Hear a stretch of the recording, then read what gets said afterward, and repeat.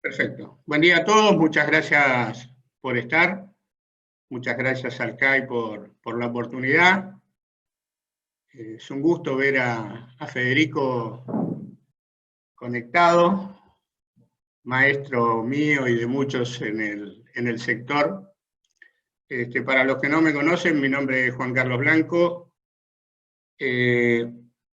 Yo actualmente soy el presidente de Sur, de Costanera, Chocón y CTM TESA, que son unas empresas de transporte e interconexión internacional que tiene el grupo Enel en Argentina.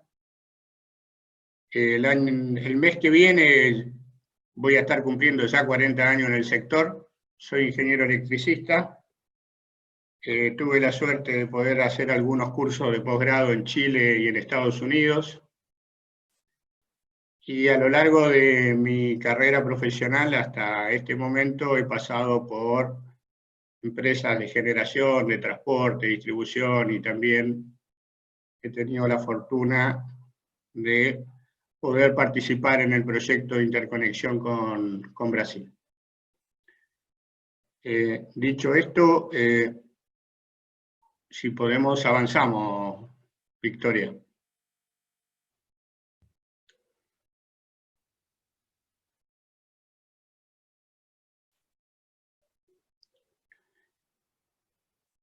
Bien, la idea es comentar un poco algunas cosas que estábamos viviendo, algunas cosas que estábamos trabajando, y lo que es la situación que de alguna manera la pandemia ha puesto de manifiesto.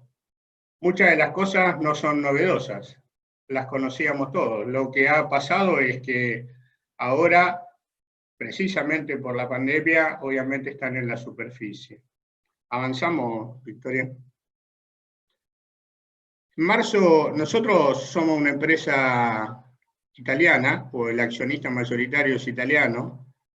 Lo que estaba pasando en la pandemia en Europa nos permitió trabajar con anticipación, planificar con anticipación, y de hecho en Edesur y en todas las otras empresas del grupo empezamos con una especie de aislamiento y teletrabajo antes inclusive de que el presidente decretara el aislamiento obligatorio.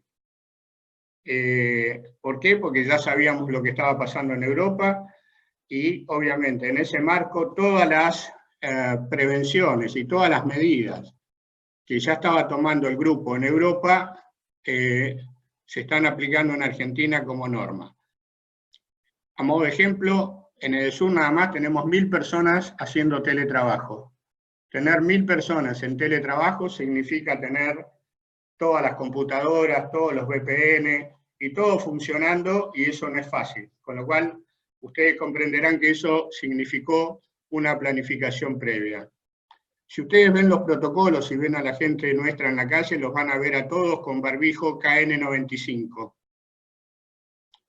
Los KN95 son esos barbijos con la válvula, que ustedes habrán visto, y que inclusive ya no se pueden comprar más. ¿Por qué los tenemos? Porque nosotros, precisamente por formar parte del grupo, compramos en China, el grupo ha comprado 3 millones de barbijos, nosotros ya recibimos 100.000, el 25 estaríamos recibiendo 200.000, y después 2 etapas más de 200.000, con lo cual ustedes verán que todas las medidas de prevención han sido tomadas. Ahora, una cosa es cuidar a nuestros trabajadores y otra cosa es de verdad lo que está pasando en toda la sociedad, y de eso un poco lo que queríamos hablar, y algunas ideas para cuando esto termine, ¿no? Entonces, ¿podemos avanzar? Una cosa que es obvia para todos los profesionales es que obviamente sin electricidad las cosas no funcionan, pero a veces cuando uno ve las publicidades le da un cierto grado de dolor. ¿Por qué? Porque uno ve que, y sin desmerecer a nadie, se destaca el trabajo en muchas de las actividades, pero no se pone de manifiesto la necesidad o la esencialidad muy precisa que tiene la energía eléctrica. Sin energía eléctrica los hospitales no podrían funcionar, no se podría hacer teletrabajo, no podríamos tener educación a distancia, o no funcionarían las televisiones para podernos entretener mientras dura este proceso. Con lo cual, la importancia de la electricidad, obviamente, en el sistema productivo, y aún en esta circunstancia, se ha puesto más de manifiesto.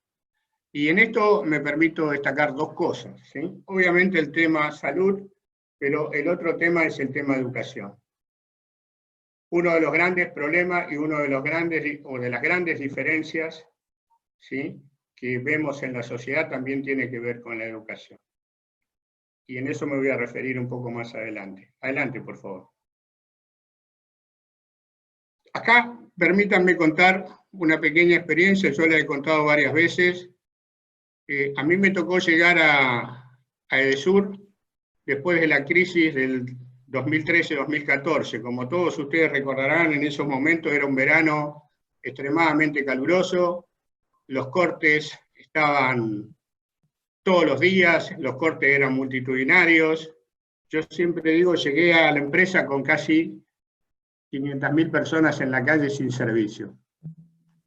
Pero a poco empezamos a solucionar las cosas, pero después había algo que yo notaba permanentemente. Y lo que notaba permanentemente era que en determinados lugares se cortaba el servicio, y al poco tiempo de que se cortaba el servicio, teníamos un reclamo fortísimo. Yo siempre digo en broma, se acordaban de mi mamá, ¿no? Porque obviamente las cosas que me decían eran irreproducibles en una charla de este tipo. Y digo, ¿y por qué? Si yo acabo de llegar, estoy arreglando las cosas, ¿por qué pasa esto? Entonces uno empieza a interiorizarse y ver. Entonces, la verdad, ¿qué es lo que pasa? Lo que pasa no es ni más ni menos que lo que está en esta lámina. Hay muchos lugares a lo largo de todo el país, yo puedo referirme obviamente mucho más a lo que es el área en la cual trabajo, pero a lo largo de todo el país hay muchos lugares donde lo único que tienen es el servicio eléctrico y malo. ¿Por qué digo y malo? Porque adentro de lo que es una villa miseria o un barrio carenciado, el servicio no es un servicio que presta la empresa, sino que son las redes que ha ido construyendo la misma gente que está ahí.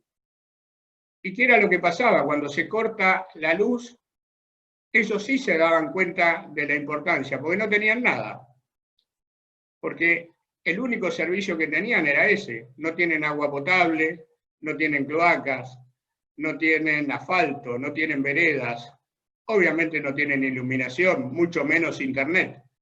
Con lo cual, ese estaba el foco del reclamo. Entonces, el que estaba equivocado era yo. Cuando ellos reclamaban, ellos tenían razón. Tal vez podía sentirme de que no se tenían que enojar conmigo, pero obviamente que el reclamo era justo, no había ninguna duda. ¿Sí? ¿Por qué? Porque en ese momento prácticamente no tenían nada. Y esto es lo que ahora está puesto de manifiesto con la pandemia.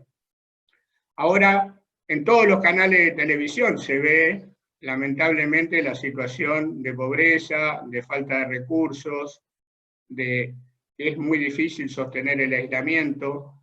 ¿Y por qué? Porque la verdad es que con estos niveles de precariedad, ¿sí?, es muy difícil que la gente se pueda cuidar.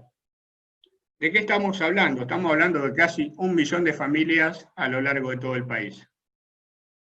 No es poco, estos son datos oficiales que son del año 2018, son los últimos que tenemos, pero obviamente son un tablero o un semáforo de atención muy fuerte. Adelante, por favor. En otros lugares las cosas son un poco distintas, no es exactamente tal vez el mismo nivel de pobreza, pero sí hay cosas inconclusas, cosas que estaban por normalizar, que quedaron a mitad de camino. Ustedes ven plataformas sin transformador, postes sin seccionadores, bien, o postes por ahí tirados van a encontrar en muchos de los lugares, con lo cual hay muchos lugares donde evidentemente las cosas están por hacer. Adelante. Ahora, Esto es lo que está pasando. Está claro que en el medio de la crisis no se puede hacer, porque obviamente no se puede salir. Habrá que esperar que esto obviamente evolucione para poder empezar a hacer cosas. Ahora, cuando esto termine, la otra consecuencia que todos sabemos que va a ocurrir o que está ocurriendo lamentablemente es el tema de la situación económica. Muchas de las personas están en situación de desempleo, otras tienen en riesgo sus empleos, el nivel de actividad general de todas las empresas ha caído, con lo cual algo hay que hacer a la salida. Y de esto es lo que queríamos hablar, de qué tratar de hacer o pensar entre todos qué hacer para la salida. Y en ese marco es que la idea es poner a consideración un plan que es bastante keynesiano, pero que no se basa en hacer pozos y tapar pozos, como fue el plan de Roosevelt, sino que se basa en tratar de hacer cosas que tengan que ver con la mejora de la calidad de vida, con sostener el empleo, crear empleos y que esos empleos sean sostenibles. En definitiva, mejorar la calidad de vida y tratar de ir reduciendo la pobreza estructural de determinados grupos de la población. Adelante. En definitiva, ¿qué es lo que estamos diciendo? Lo que decimos es que queremos combatir la pobreza y reducir la pobreza estructural, pero generando empleo y obviamente también persiguiendo una mejora de la eficiencia y la competitividad. Es decir, ¿cómo se puede hacer todo esto? Bueno, con distintas herramientas, con distintas acciones. Si todas esas están coordinadas, es posible de hacerlo. Adelante, por favor. ¿De qué hablamos? Hablamos de que queremos generar empleo para especialistas, para profesionales universitarios, para personas que hayan terminado su ciclo secundario, para personas que hoy están de verdad, ¿sí?, en situación de pobreza o de desempleo. ¿A través de qué? A través de creación de obras, o sea, empleo a través de obras o a través de generar acciones y trabajos, ¿sí?, que permitan que esta gente obviamente pueda acceder a un dinero, que ese trabajo y ese dinero que accedan sea en forma continua y que obviamente lo puedan gastar prácticamente también en sus zonas de vivencia. O sea, una de las principios que buscamos es que el empleo sea obviamente en el mismo lugar donde se estaría ejecutando la obra, de manera tal de también disminuir, ¿sí?, en la transición todos los traslados y todas las cosas que tienen que ver con posibilidades de contagio. Adelante.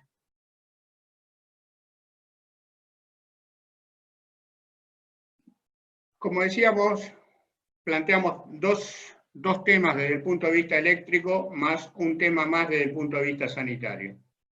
Desde el punto de vista sanitario nosotros lo sumamos porque obviamente decir que se va a reducir la pobreza sin decir que va a tener agua corriente sería casi como faltarnos respeto a las personas y eso obviamente no corresponde. Ahora, no me corresponde a mí hablar de los temas de agua, pero sí lo destaco solamente porque obviamente es una necesidad hacerlo. En cuanto a las obras eléctricas o a las cosas que tienen que ver con las obras eléctricas, nosotros planteamos tres ejes. Uno que tiene que ver con obras de electrificación. Ahora, cuando nosotros empezamos a trabajar sobre las obras de electrificación en estos barrios, una de las cosas que empezamos a ver es, bueno, pero ¿por qué si vamos a electrificar y tenemos que poner columnas, no ponemos también alumbrado público? ¿Por qué? Porque de verdad es simplemente poner la columna con alguna adaptación de un brazo, y ese brazo obviamente nos permitía hacerlo, y adicionalmente eso tiene una serie de economías de escala, ¿no?, que al diseñar todo de cero, obviamente permite no tener que poner varias veces la misma columna a modo de ejemplo, para hacer los trabajos. Cuando estamos tirando cable podemos tirar todos los cables juntos. Bueno, las economías de escala para los profesionales lo tienen perfectamente claro a qué me refiero. Ahora, el otro tema es si también esta gente necesita esto, también necesita un poco de seguridad. Entonces, si las columnas también pudieran tener algunas cámaras de seguridad, obviamente le estamos cambiando ya en forma importante. O sea, no solamente tendrían servicio eléctrico, sino que también tendrían iluminación, y aparece un ítem que también es de mucha preocupación para la sociedad, como es el tema de la seguridad. Ahora, pero es fácil decir, bueno, la cámara funciona con energía eléctrica, y entonces es fácil, la lámpara funciona con energía eléctrica y es fácil. Ahora, la cámara con energía eléctrica nada más no funciona, porque necesitamos que se comunique, que vaya a algún lado la información para que alguien pueda estar controlando y monitoreando eso. Y ahí es donde surgió la idea de, ¿por qué no también, ya que se está haciendo esto, que la instalación incluyera también fibra óptica? Y hacer todo un solo paquete. Si bien esa es la idea original, después nos dimos cuenta de algo que era más importante, y que es la educación. Uno de los grandes problemas de la educación es que mucha de esta gente que está en los barrios más humildes, hoy está perfectamente claro que no están accediendo a la escuela. Si normalmente no accedían a la escuela, ahora en esta circunstancia de pandemia, ¿cómo se conectan? Si no tienen internet, si no tienen una posibilidad de conexión de este punto. Con lo cual, lo que estamos teniendo, obviamente, es que esta posibilidad de crecimiento de estos chicos está totalmente limitada. Y entonces nos parece que el tema fibra óptica es una necesidad, no solamente por el tema de la seguridad, sino fundamentalmente por el tema de dar una oportunidad de educación, y todos sabemos que la educación es uno de los elementos de movilidad social ascendente más importantes que uno puede hacer. Ahora, claro, todo esto de infraestructura está destinado, como decíamos, a profesionales, pero pocos, a técnicos un poco más, pero mucha gente que es con menos niveles de capacitación, y digamos, básicamente zanjeros, gente que coloca columnas y demás, con lo cual, obviamente, esa es una fuente de empleo para ese tipo de personas. Ahora, hay otras posibilidades, y ahí es donde decimos innovación tecnológica y hacer cosas. ¿Qué proponemos acá? Lo que proponemos acá es instalar medidores inteligentes. Ya los medidores inteligentes no es para instalarlos en este tipo de viviendas, aunque sí también se puede hacer, sino que es más para donde están las viviendas de clase media alta, o sea, para la gran masa que no están incluidos en esto. Y son cosas que nos van a dar un salto discreto, una oportunidad muy grande hacia adelante, y con trabajo permanente. Lo mismo en las estaciones de carga para los vehículos eléctricos, nos vamos a referir un poco más adelante, que también tienen que ver con este tipo de cosas y que tal vez estén en el corto plazo asociadas a personas de mayor poder adquisitivo. Ahora, todo esto que estamos diciendo, complementado con un proceso también de eficiencia energética, donde estamos diciendo canje de equipos eléctricos, de todos los equipos eléctricos que hoy son obsoletos, el famoso aire acondicionado cajoncito por otros de otro nivel, tipo inverter o demás, o el etiquetado de vivienda de edificio, que lo vamos a explicar un poco más adelante, son cosas que tienen que ver todo esto asociado también al posicionamiento argentino y al compromiso que tiene Argentina con el mundo con respecto a todas las cosas de cambio climático. Entonces, uno puede armar un esquema que sea de trabajo, de fomento del trabajo, que sea keynesiano, pero también asociado a distintos tipos de profesionales que pueden quedar sin trabajo en el marco de la pandemia, pero con una inteligencia puesta, con una estrategia puesta en el mediano plazo, para posicionar al país en una situación totalmente diferente. Adelante.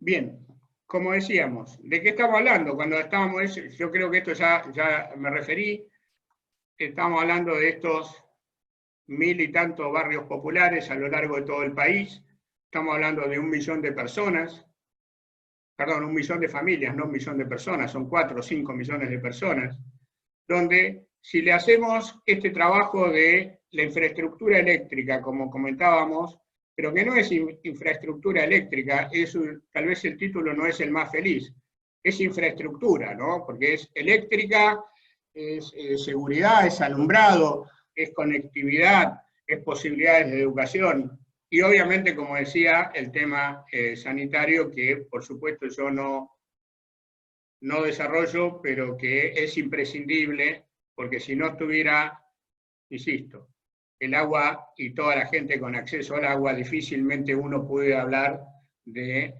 reducir la pobreza estructural. Avanzamos en la otra, por favor.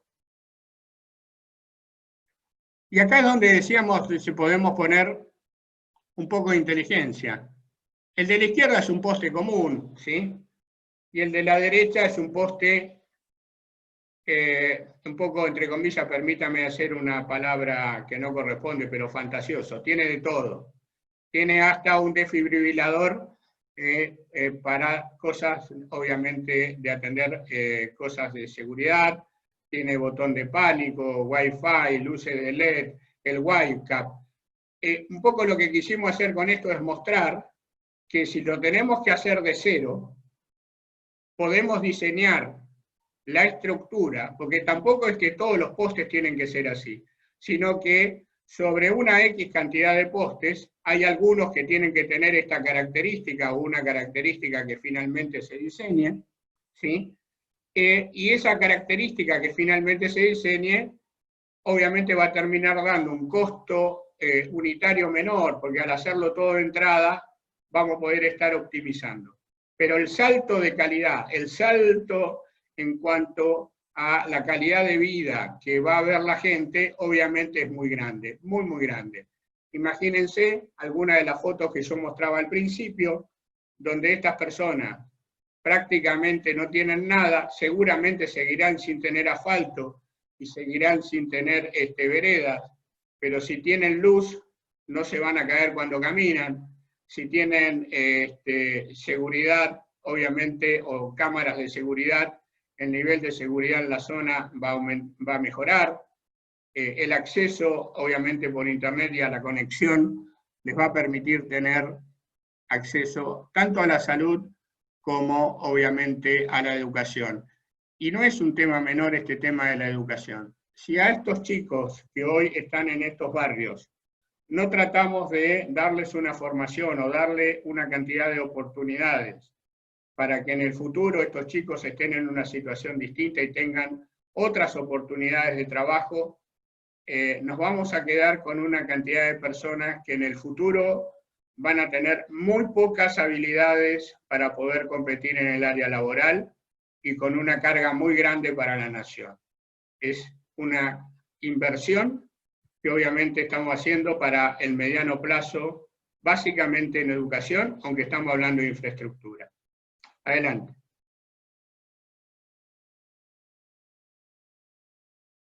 Cuando hablamos del otro segmento, el segmento que decíamos más para los lugares de clase media alta,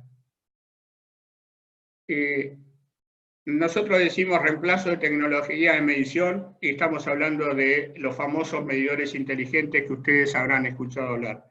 El medidor inteligente es el cerebro de un smart grid. Muchas veces decimos que queremos hacer eficiencias. Muchas veces nos quejamos o se queja mucha gente del costo de la energía. Ahora, ¿cómo hacemos para poder consumir en horas que cuesta menos la energía si no sabemos cómo poderla medir? O si no tenemos la posibilidad de poderla medir en esos momentos y de esa manera optimizar el despacho y hacer más barato el despacho y también de esa manera ahorrar inversiones. La verdad es que el medidor inteligente tiene una cantidad de facilidades no menores. Algunas cosas que se han puesto de manifiesto ahora, en el corto plazo y en el medio de la pandemia. Ustedes habrán escuchado y habrán visto por televisión mucha gente quejándose por el hecho de que no le llegan una factura que ellos consideran que es inadecuada, que es una pizzería que estuvo cerrada, o un local comercial que estuvo cerrado. Si hubiera tenido un medidor inteligente, nosotros hubiéramos podido medir desde una computadora. Pero hoy no pudimos ir a medir, porque la gente que va a medir no tenía permitido salir a la calle para ir a hacer ese trabajo. Con lo cual, muchas de las cosas que hoy hemos estado pasando, las hemos pasado acá en Argentina, pero en otros lugares del mundo estas cosas no pasaban. ¿Y por qué no pasaban? Porque tenían esta tecnología. Esta tecnología no fue pensada para combatir la pandemia, pero era una cosa que sí la permitía. Hace mucho tiempo me tocó conversar sobre esta tecnología con algunas personas y exsecretarios de Energía, y yo les contaba una cosa para la cual no fue diseñado el medidor. Eran los momentos, como yo le conté a ustedes, los momentos donde yo llegaba a la empresa y los cortes eran generalizados. Entonces, imagínense ustedes que nosotros en un edificio tenemos un medidor para los ascensores y las bombas de agua, y después un medidor para cada uno de los departamentos. Nosotros por sistema hubiéramos podido cortar a todos los departamentos sin cortar los ascensores y las bombas de agua, porque el medidor lo permite. O sea, nunca fue pensado para eso, pero la tecnología lo permite. ¿Qué quiero decir con esto? La tecnología se crea, y una vez que está creada, obviamente permite adaptar esas cosas a las distintas necesidades de los distintos países. Ahora, el objetivo de fondo es poder estar alineados con el mundo, y este tipo de tecnología obviamente nos permite eso. Ahora, ¿qué es lo que proponemos? Lo que proponemos es cambiar todos los medidores del país. Cuando estamos hablando de cambiar todos los medidores del país, estamos hablando de hacerlo en 8 años, en un esquema donde va a haber una cantidad de generación de empleo. Este empleo va a estar asociado a las distintas zonas. Esto no es un empleo que está focalizado en un determinado lugar, sino que es a lo largo y a lo ancho de todo el país, y por lo tanto permite que haya menos movilidad de las personas, generando empleo en los lugares donde viven. Ahora, alguien podría decir, bueno, ¿y a los 8 años qué hacemos? Mira, a los 8 años o a los 9 años, cuando se terminan de instalar todos los medidores, la tecnología ya hace que sea necesario empezar a reemplazar medidores por otros de otra tecnología diferente, con lo cual esto tiene un esquema de continuidad que no hay ninguna duda. O sea que empresas que se dediquen a esto, si lo hacemos, van a tener trabajo en forma permanente durante mucho, mucho tiempo.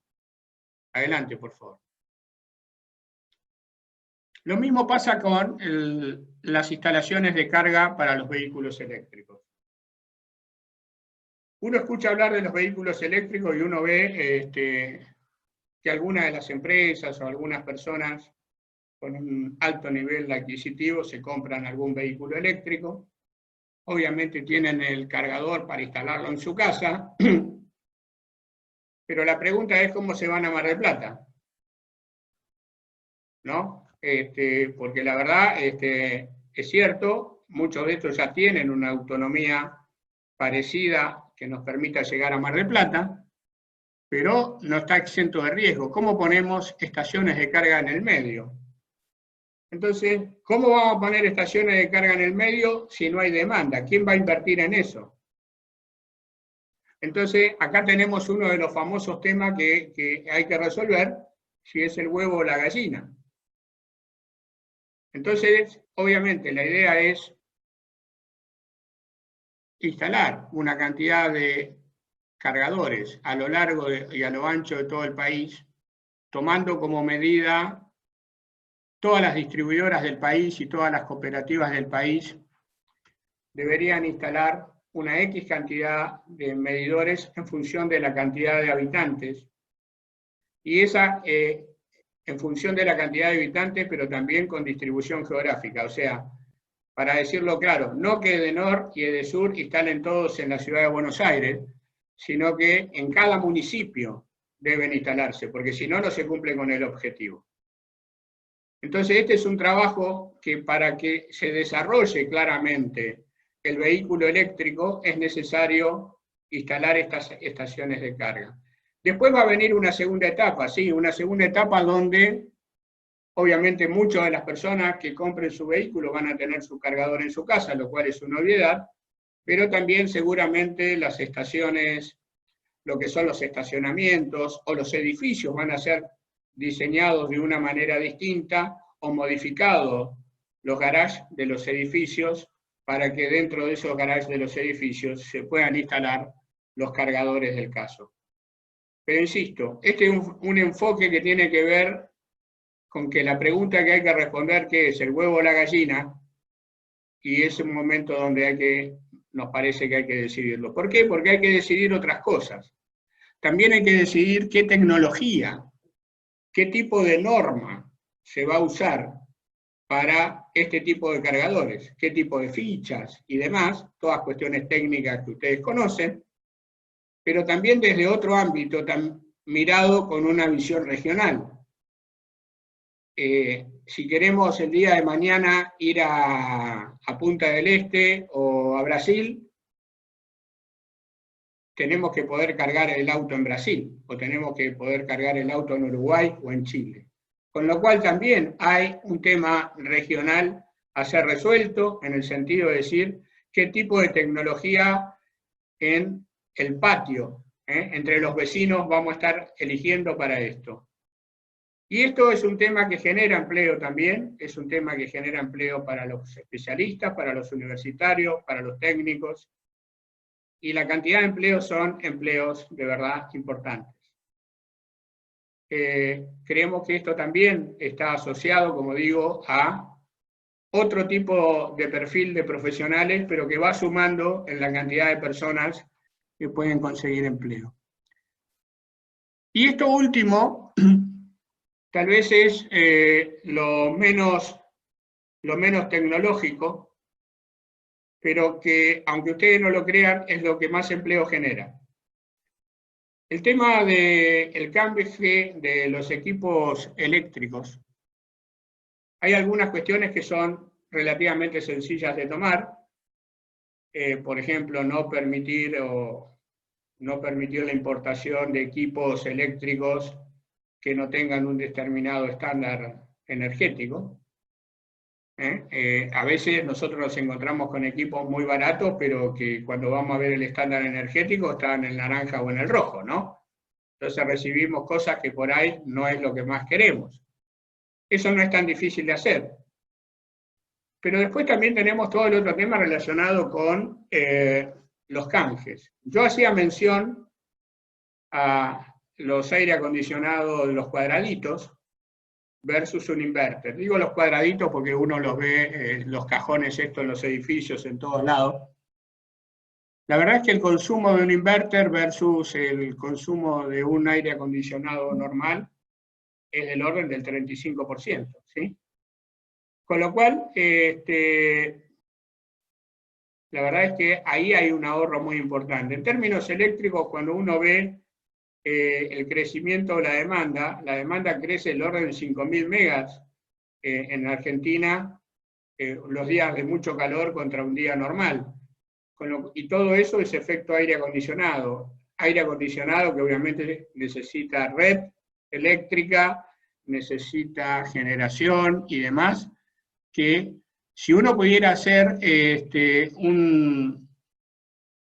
una optimización de esta demanda, claramente las cosas serían totalmente distintas, los costos serían otros, y se podría estar bajando, obviamente, los costos totales. No nos referimos solo, pongo el efecto sobre, ¿cómo se llama? Pongo el ejemplo no solamente sobre el aire acondicionado, sino que hoy ya hay heladeras y demás equipos que también funcionan con tecnología inverter, y obviamente eso permite un salto de eficiencia muy, muy importante. Ahora, cuando hacemos este plan canje, ¿sí? Este canje obviamente tiene que ver con qué se hace con la disposición final y cómo se hace con todos los equipos y cómo es todo el proceso. Y ahí es donde aparecen una cantidad muy importante, obviamente, de posibilidades laborales que nos vamos a referir un poco más adelante. Y por el otro lado está todo el tema de etiquetado de viviendas, de la misma manera que hay etiquetado de productos eléctricos, también está el etiquetado de viviendas. ¿A qué nos referimos con el etiquetado de viviendas? Cuando uno está en Europa, ¿sí? La verdad es que uno observa en una inmobiliaria o en las inmobiliarias que tienen los mismos tableritos y las mismas normas relacionadas con qué tipo de vivienda es, si tiene una eficiencia verde, amarilla, naranja o roja, y en algunos casos particulares hasta inclusive también tiene doble etiquetado, y el segundo etiquetado tiene que ver con las emisiones. ¿Y por qué hacen esto? Y esto tiene que ver porque obviamente los costos de la energía son costos importantes, entonces los valores de las propiedades que están asociados dependen del nivel de eficiencia. Obviamente propiedades con un nivel de eficiencia mucho más alto tienen un valor diferencial. Inclusive, en muchos de los lugares, estos cambios de eficiencia son financiados a través de posibilidades con los gobiernos que le dan la posibilidad de desgravar impositivamente determinadas cosas. No nos estamos refiriendo nosotros en este momento a eso, sino que nos estamos refiriendo exclusivamente a la posibilidad de que profesionales hagan el trabajo de etiquetado, de certificación de viviendas, y de esta manera empezar a introducir el concepto en la Argentina, más allá de que ya hay algunas pruebas piloto. Adelante. Como decíamos, el tema del plan canje es uno de los grandes temas. El problema de siempre es cómo hacemos, qué va, la persona pone, no sé, el aire acondicionado en su auto y va a la empresa que vende los electrodomésticos y le lleva. Obviamente eso no funciona. En ese marco, el planteo es que a imagen y semejanza, como se hicieron en otras oportunidades, los planes canje para autos y demás, haya lugares donde esos artefactos pueden ser llevados. A la persona que deja el artefacto se le llega una certificación, se le da un certificado, y con ese certificado esa persona puede ir al comercio y obtener el beneficio que sea establecido para ese tipo de cosas, que puede ser X cantidad de cuotas o con algún tipo de descuento. Ahora, estos lugares donde se dejan estos productos, obviamente después deben ser tratados. Y ahí es donde aparece una posibilidad muy importante de trabajo de cómo se hace el tratamiento de estos, entre comillas, residuos, porque genera una cantidad de empleo muy, muy grande. Adelante, por favor. Y acá es donde creemos que también para gente que tiene dificultades y que está sin trabajo, pueden aparecer las cooperativas que puedan gestionar los artefactos eléctricos y electrónicos, ¿no? Y que puedan hacer la separación, pueden hacer todo este tratamiento, y que todo este tratamiento lo que tiene adicionalmente, obviamente, es que tiene valor agregado. Muchos de los materiales tienen valor agregado y pueden ser vendidos. Algunas cosas se tratan en Argentina, otras son exportadas para el tratamiento final en otros países, pero claramente esto es una oportunidad de trabajo para gente que tiene bajo nivel de calificación y que creemos que puede ser una oportunidad importante para completar el circuito. Adelante. Acá solamente un ejemplo. hay una cooperativa que es Basura Cero, el tipo de edificios y la gente trabajando, tiene 16 trabajadores. Esto existe. Obviamente el planteo que estamos haciendo es un planteo de extenderlo, y extenderlo en forma muy importante, obviamente asociado a la instalación o la promulgación o ejecución del plan canje. Con esto, obviamente, lo que también ocurre es que este tipo de cosas son en lugares donde no están en el centro de Buenos Aires, están diseminados a lo largo de todo el país, con X cantidad de lugares donde se podrían hacer estos trabajos, y de verdad estamos pensando que esto pueden ser varios miles o decenas de miles de puestos de trabajo para hacer el tratamiento de este tipo de residuos. Adelante, por favor. En definitiva, un poco las cosas que estamos hablando son todas que tienen que ver con economía circular, trabajos que sean de tipo permanente, que tengan que obviamente al principio un impulso por parte del gobierno, y que después generen empleo en el mismo lugar donde están las personas, que obviamente eso genera un aumento de consumo en el lugar, eso que genera un aumento de consumo, las personas consumen en el lugar donde están, y obviamente eso genera a su vez una mejora, porque están gastando en el mismo lugar, aparecen otra serie de actividades complementarias y cosas que se venden y demás, aparecen ingresos por impuestos por el trabajo de todas estas personas y el valor agregado que todo esto genera, y obviamente va en el mediano plazo, ¿sí?, de reducir, ¿sí?, el déficit del Estado. Ahora, ¿cómo hacerlo? Adelante. La idea es que esto sea de una manera transparente, crear un fideicomiso que tenga distintas subcuentas, cada cuenta de esta puede ser con aporte del Estado a través de fondos internacionales que tienen planes específicos, o a través de algún cargo tarifario que se pueda definir al efecto. Cada una de estas cosas a su vez asociada obviamente en subcuentas, en un fideicomiso, y que este fideicomiso tenga como beneficios toda una serie de cuestiones impositivas que son otorgadas solamente al fideicomiso, también como aporte del Estado, porque obviamente un esquema que tienda a cubrir la pobreza estructural no debiera ser cargado con impuestos, ¿no? Por lo menos ese es nuestro pensamiento. Adelante. Finalmente, no sé si quieren hacer alguna pregunta aquí, y si no, continúo con lo que está pasando en algunas cosas en el mundo, ¿sí? Juan Carlos, bueno, Sí. muchísimas gracias antes que nada.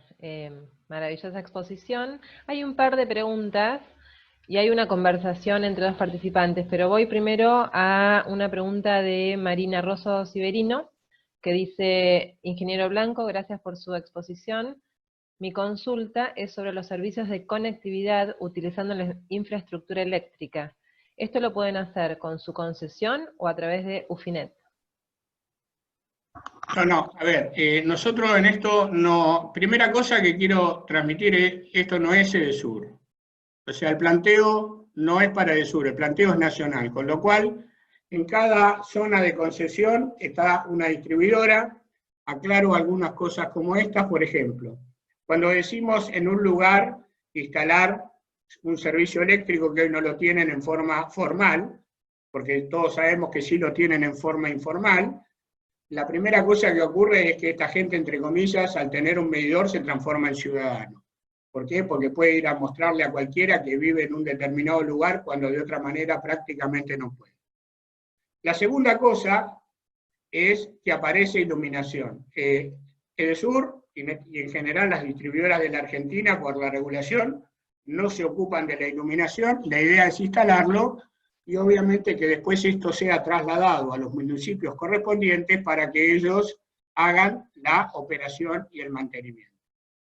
Y una imagen y semejanza sería el tema de la seguridad, donde obviamente, en nuestra opinión, debería pasar a los municipios, a cada municipio que corresponda, obviamente pues es un tema que tienen que manejar los municipios, y en el caso de la fibra óptica, es un tema de instalación y operación. A diferencia de lo que es el servicio eléctrico, donde obviamente, para contestar claramente la pregunta, si el tema eléctrico se instala en el área de concesión de EDESUR, la lógica es que las instalaciones, imagen y semejanza que las otras cosas eran trasladadas a los municipios, sean trasladadas a EDESUR, con una particularidad. La particularidad es que EDESUR no podría cobrar, ¿sí?, los costos o la rentabilidad por esas inversiones, porque esas inversiones no las pagó EDESUR, sino solamente debería cobrar los costos de operación y mantenimiento y reposición de esas instalaciones para mantenerlas en el futuro.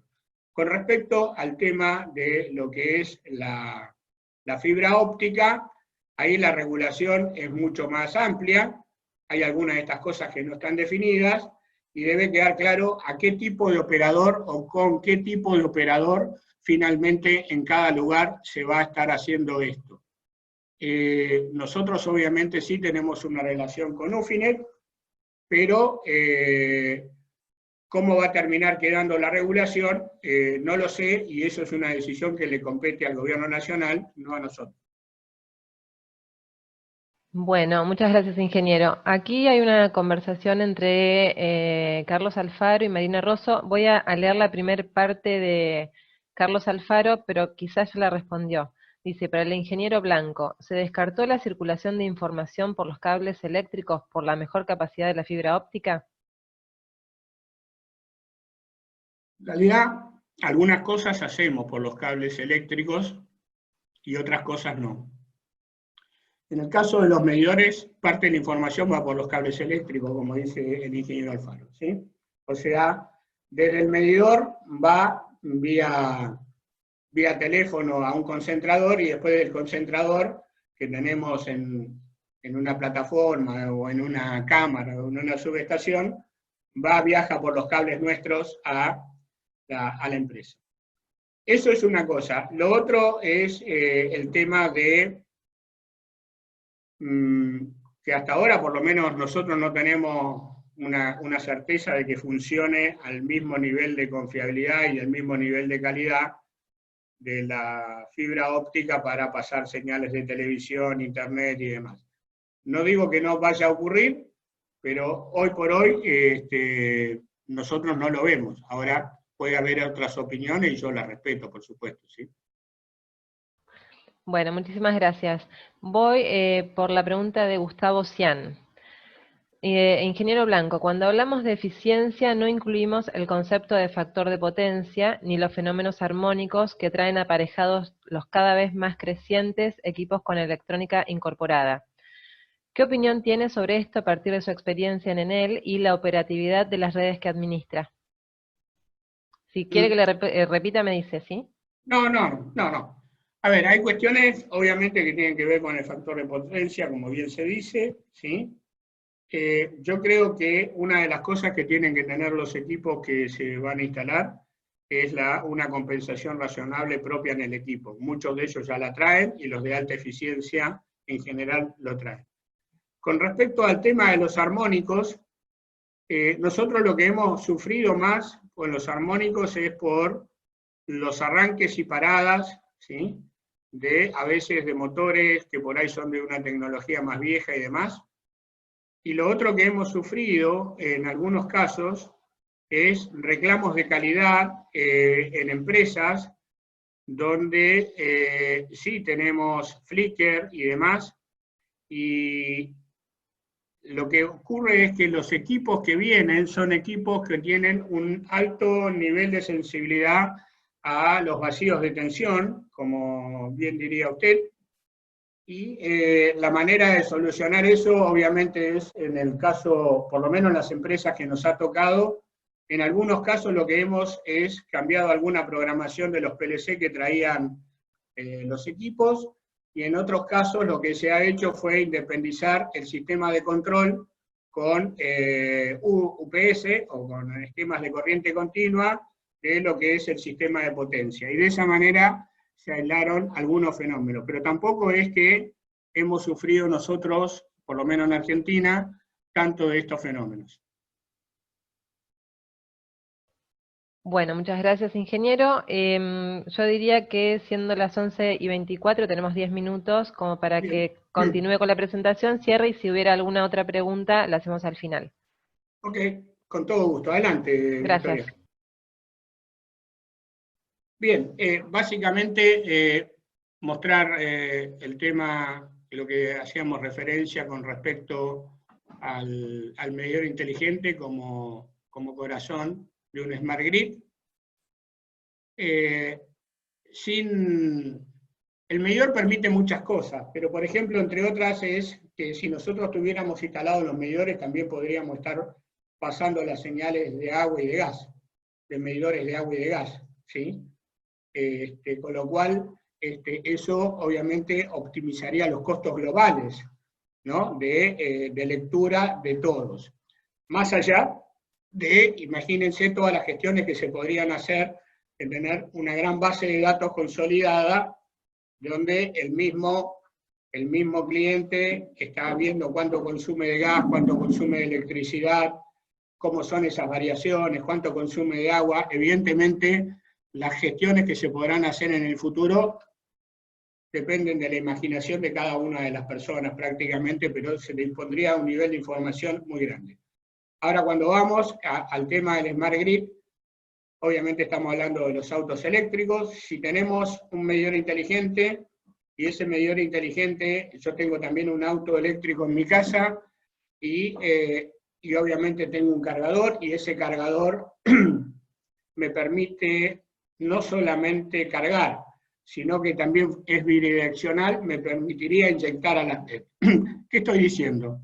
Estamos diciendo que los autos eléctricos, o los autos en general, tienen un factor de uso muy bajo. Cada auto nuestro, que hoy funciona a gasolina, ¿cuánto tiempo lo usamos? Lo usamos poco. O sea, no hablo ahora en el medio de la pandemia, pero en situaciones normales usamos el auto, vamos hasta la oficina o a hacer alguna cosa, y después el resto del tiempo está en el garaje, está parado. ¿Sí? En el caso del auto eléctrico aparece un elemento distintivo, que es la batería. Y la batería deja de ser un elemento pasivo para ser un elemento activo. Entonces, muchas de las veces, hasta se podrían aparecer situaciones de intercambio de energía, donde en determinados momentos donde el sistema necesite la sumatoria de todas las baterías, perdón, la sumatoria de todas las baterías instaladas en miles de autos, no hace falta que yo le diga a ustedes la capacidad que eso sería, y encima distribuido de una manera muy inteligente, que no sería puntual, sino que sería en forma capilar o distribuida, con lo cual aparecen una cantidad de gestiones muy, muy grandes y una cantidad de optimizaciones muy, muy grandes y un ahorro de costos muy, muy grande, producto precisamente de que se está aumentando el factor de uso de las instalaciones, no solamente eléctricas, sino también inclusive el auto con otro tipo de prestaciones. Obviamente, una vez que están todos estos sensores y demás, no solamente es lo que yo me refería con respecto a las mediciones y esto que acabo de nombrar, sino que también se podrían tener sensores de ruido, datos de contaminación y demás en distintos lugares que permitan tomar distintas decisiones, pero claramente es imposible sin el corazón, y el corazón es el medidor.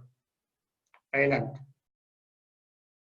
Bien, esto ya lo dije, ya lo hablamos. Adelante, por favor. Como decía, en algunos lugares del mundo los problemas que tuvimos no se notaron con respecto a la medición. La razón es esta. 35 millones de medidores instalados en Italia, 12 en España. Las diferencias son muy, muy grandes. No solamente para este tipo de situaciones, porque como ustedes comprenderán y como yo decía, nadie instaló los medidores pensando en la pandemia. Se instalaron por otras cosas, pero cuando llegan las situaciones de crisis, la tecnología existe y se pueden usar. solamente les dejo los datos, pero la verdad es que a lo largo y a lo ancho del mundo, en muchos de los países más desarrollados, obviamente este tipo de instalaciones son muy, muy comunes. Adelante. Solamente a lo largo, para hablar de la movilidad y como complemento, cómo está distribuida o cómo se están instalando las estaciones de carga en el mundo. Los colores lo que reflejan son distintas tecnologías, por eso yo me refería a que era importante definir una tecnología y no tener una serie de cosas raras, sobre todo hacer las cosas con prudencia y un poco planificadas, de manera tal de que todo lo que elijamos sea lo que más le conviene al país y obviamente a todos. Adelante. Una experiencia que tuvimos fue en Chile. Una de las empresas del grupo instaló todo lo que era la movilidad eléctrica de los buses, el Transantiago. Fue una experiencia muy, muy buena. Cambió radicalmente la calidad de servicio y la calidad de vida de las personas. Yo no sé si ustedes conocían en Santiago, pero el servicio era muy malo, con esas pequeñas cositas amarillas y demás. Y hoy este tipo de buses con aire acondicionado, internet, demás, o sea, esto es otra calidad de vida, otra situación, y en el caso específico de Santiago, con todos los temas que tiene de contaminación y demás, obviamente le permite reducir el nivel de humo y de cosas que tiene en la atmósfera y obviamente cuidar la salud de las personas. Adelante.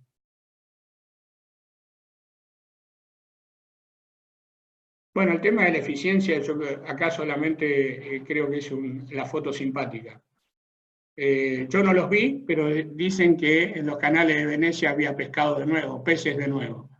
Si es verdad, es una buena noticia porque no solamente por los peces, sino por todos nosotros, sino que quiere decir que si hacemos determinadas cosas, las posibilidades de la regeneración de la naturaleza van a otra velocidad y eso es bueno para todos. Adelante. Por último, yo contaba lo que había sido mi experiencia cuando vi en las inmobiliarias de Italia el tema del etiquetado. No es solamente en Europa, también es en Canadá, también es en Estados Unidos. Hay algunos planes piloto en Chile, hay algún plan piloto también en la ciudad de Buenos Aires. Empieza a haber diferenciales no menores de importancia en la calidad de servicio, en la calidad de las cosas que se ofrecen con eficiencias energéticas, edificios que van a estar certificados con eficiencia energética. Creo que esto es muy importante y acá me permito hacer un comentario previo al cierre, que nosotros en algunas de estas cosas estamos al revés.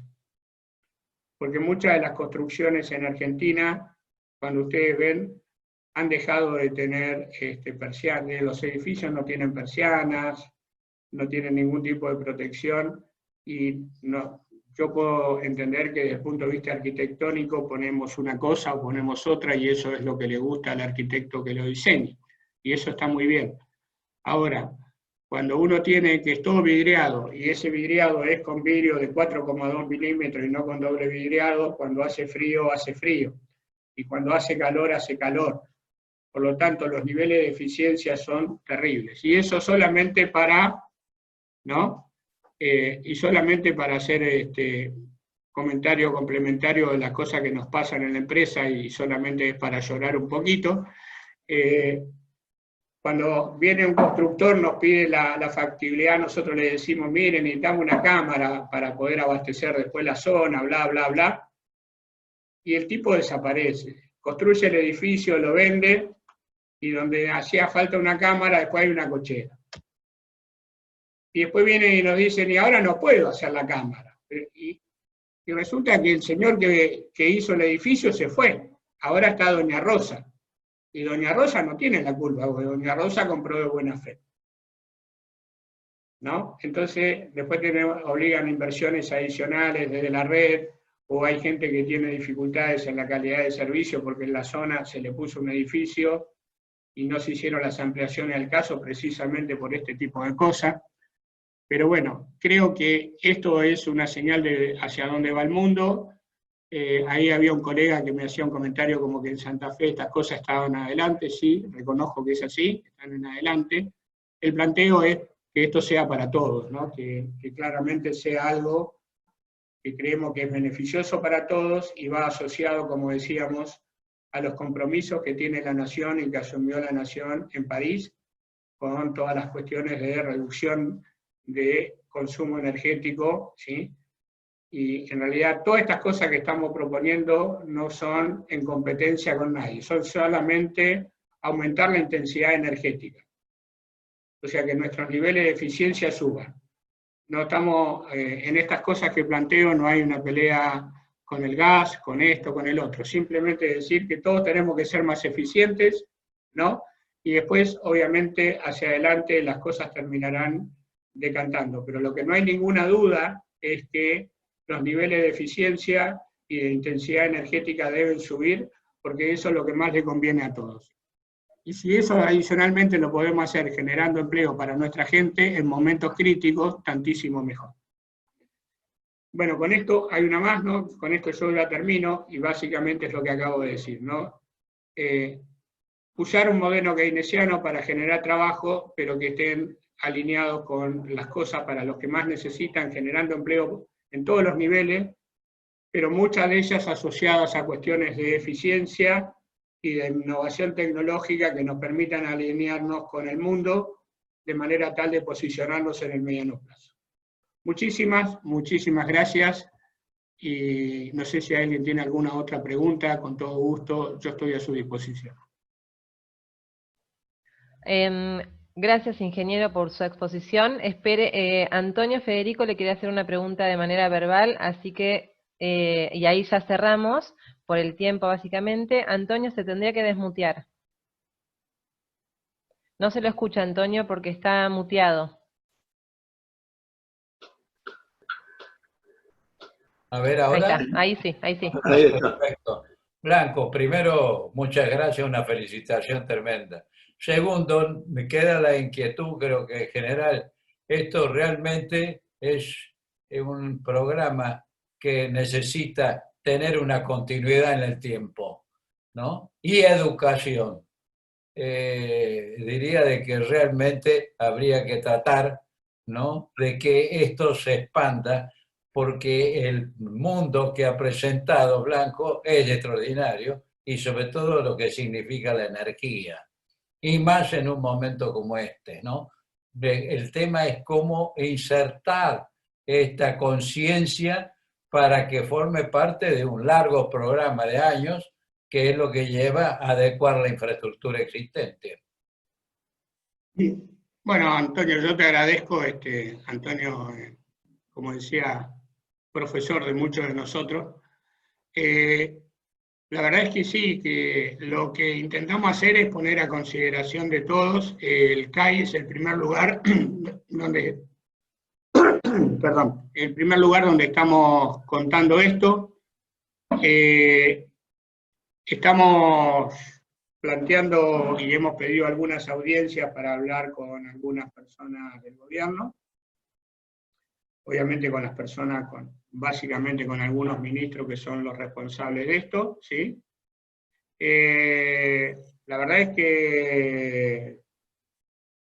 que sí, que claramente algunas cosas de estas, como decimos, son transversales. Esto no es para uno o para otro, esto es para la gente, ¿no? Y como decíamos, el foco central, tal vez por experiencia propia, para mí es el tema de la educación. No hay nada más importante que la educación como movilidad social, para que tengan oportunidades futuras. El problema es que en algunas de estas cosas, para los que somos un poco más grandes, Antonio, los cambios han ido a una velocidad grande, pero que son mucho más cortos los que van a venir ahora. O sea, antes de que pasamos del televisor blanco y negro al televisor color, pasaron muchos años. Y ahora pasan un par de meses, ¿no?, en los cambios tecnológicos. Entonces, imaginemos que los chicos, que hoy son chicos chiquitos y que se están formando, y que no tengan la posibilidad de formarse con todas las de la ley, y cuando digo con todas las de la ley me refiero a las herramientas informáticas, al tema de las comunicaciones y demás, y hacia adelante van a tener una dificultad muy grande, ¿no? Así es. Y eso, en definitiva, es una dificultad muy grande para el país todo. Entonces, nada, creo que sí, que debe analizarse, y después, obviamente, la responsabilidad de las personas que tienen un rango distinto en la nación, que tienen que ver cómo lo hacen. Pero te agradezco tantísimo y sabes que te tengo un afecto muy grande. Gracias, muchas gracias. Bueno, gracias Antonio, gracias nuevamente ingeniero por su generosidad, su tiempo y por esta presentación. Los participantes también le agradecen la presentación, las respuestas, le dispararon muchas ideas, dice Marina Rosso Siberino. Les agradecemos también a todos los participantes y los invitamos el viernes que viene, viernes 29, es la charla donde Marcela Álvarez, la ingeniera Marcela Álvarez, hablará sobre el sistema de Riachuelo y su situación actual. Por otro lado, les cuento que la presentación, tanto como el audio de esta charla, va a estar en unos días, les avisaremos, para que todos la puedan volver a compartir. Así que bueno, ingeniero, nuevamente, muchísimas gracias por su tiempo y su presentación. Gracias a todos, buen día, y obviamente gracias al CAI por su generosidad. Gracias a todos, adiós. Gracias. Hasta luego, gracias. Muy bien, Blanco, extraordinario. Gracias Antonio por estar siempre. A usted, a Verónica, Luismar, Alfaro. Gracias, ingeniero Federico. Luismar, ¿qué tal? Gracias por todo, realmente es un lujo. Un lujo realmente. Gracias a Disparador todos. de iniciativas, ¿no?